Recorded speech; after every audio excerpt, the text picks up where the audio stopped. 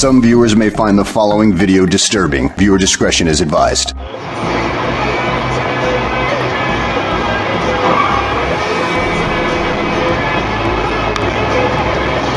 Сделали еще одно наркотическое подействие. Потом уже делать было нельзя. Короче, тут нарезали его судьи, потом зашивали людей, потом я потерял сознание. Он говорит, никогда в жизни больше не буду рожать.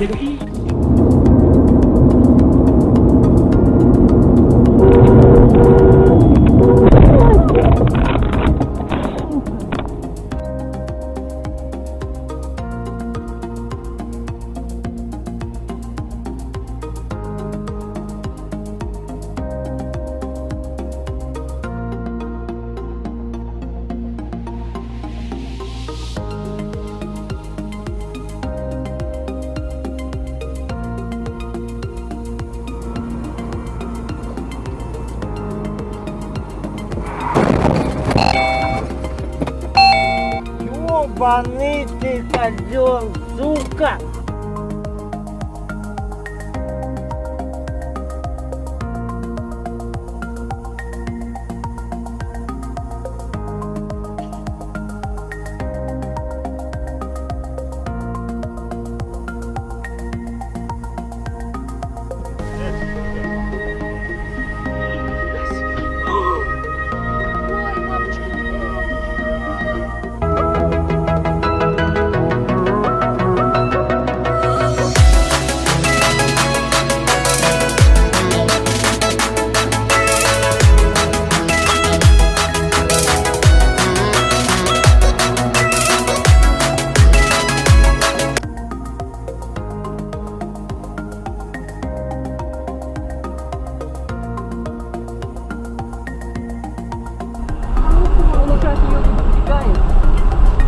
Ты его замучила?